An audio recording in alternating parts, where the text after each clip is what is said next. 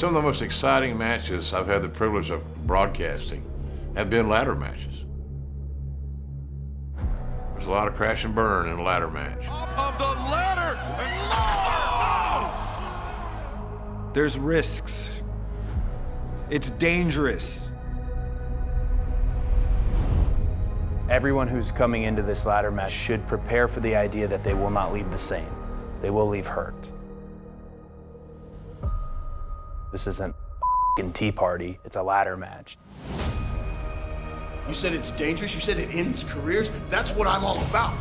This match is perfect for the Murder Hawk Monster. The reward outweighs the risk. So that is why we're putting our bodies on the line, all to get to that path, to become champion.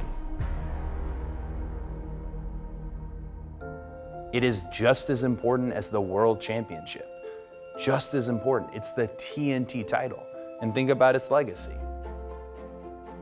The Open Challenge and what that created and what that brought to AEW, followed up by Brody Lee as what Tony Khan called the greatest TNT champion there ever was. And now Darby Allin to have the TNT title. And that's what's important. That's why the match is such high stakes. There's a lot of guys in this match that have something to prove. Scorpio Sky's been looking for a quote-unquote break, and now's his time. And I've been watching, I've been waiting for the perfect opportunity to present itself. And guess what? It's that time. Then you got Cody, who was TNT champion, who would love to once again be the face of our network. The opportunity to just be in the face of the Revolution ladder match is an honor. Why will I walk away with the brass ring and the #1 contender for Darby Allin's TNT championship? It's the same reason I didn't have to qualify for this match.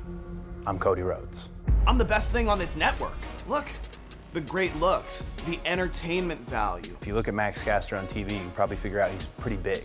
His in-ring work is stellar. Nobody represents this company and this network like Platinum Max. When you talk about size and how it can affect a match, you gotta mention Lance Archer. It should have been mine from the very damn beginning. So now I have a chance in a ladder match, a chance to throw people off the top of a ladder, over the ring, through the floor, through a table, whatever I have to do to win this match. And that's exactly what I'm going to do. I don't see how you can even ask him if he has any fear or worry about going into a match like this. Hell no, he don't. We all know that Penta and his brother Ray Phoenix both defy gravity. I think Penta came here as the top dog out of the Lucha Brothers, where Phoenix was the up-and-coming, the youngster with super athleticism. I think time has shown that Phoenix is starting to lead the pack, and before he gets too much distance, I think a match like this is the one that Penta can win and show, no, not just yet. I'm still the man. 6 people who are vying for the opportunity to be the face of the Revolution, to grab a literal brass ring. This Revolution needs a face. This right here is the face of the Revolution. The face of the Revolution is this face right here. This is a revolution, a Murder Hawk revolution. If you genuinely are talking who's the face of the Revolution, who's the face of AEW, it is me. But I can't say that unless I win this match. Revolution rising in my soul. It's come to set me free. Gonna take up all the limits people put on me and be who I was meant to be. Who's gonna outshine everybody else at Revolution? Who's gonna step on pay-per-view and kill it? That's who's gonna be the face of Revolution.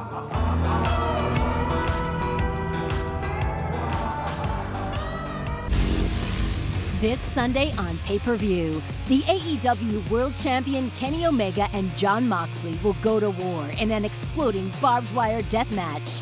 We will hear from both men. You can only roll the dice so many times. You can only redline the engine for so long before the wheels fall off, something happens. I knew eventually something was gonna happen. No matter how many challenges I took on and turned back throughout 2020, every opponent of every shape and size, style, I didn't say no to anything. I knew eventually I was gonna get tripped up, I was gonna get caught up. You know, nothing lasts forever, but the way it happened, Just leaves a bad taste in my mouth. You wanted to know, I think, when this all started, and people like you that kind of live moment to moment in your lives. Kenny Omega and I think in years. You want to know when this started? You probably expect me to go, last week.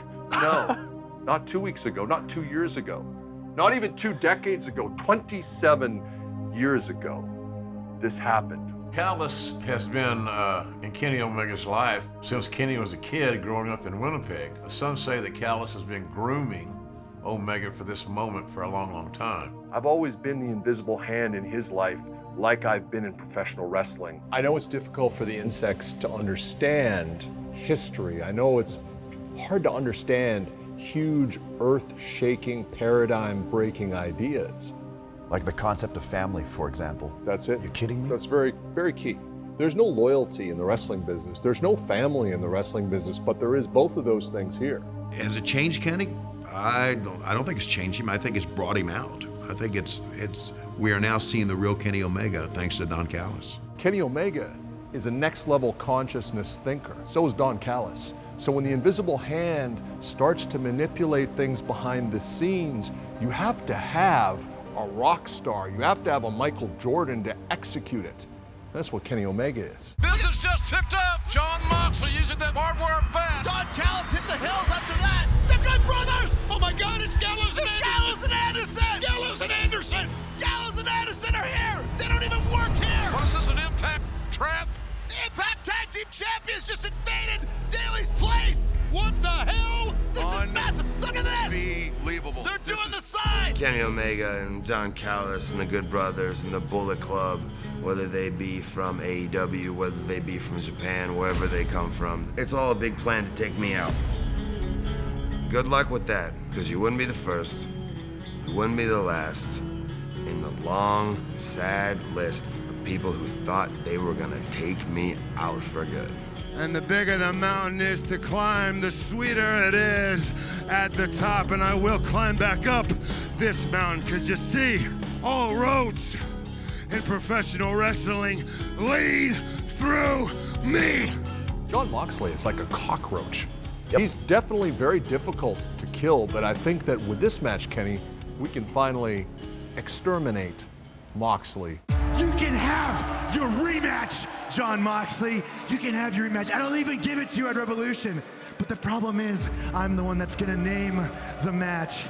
If we beat you up, you just keep coming back. How about you and I in an exploding barbed wire death match? We have not seen a match like this in 25 years. I know very little about the exploding barbed wire death match other than seeing them involving Terry Funk.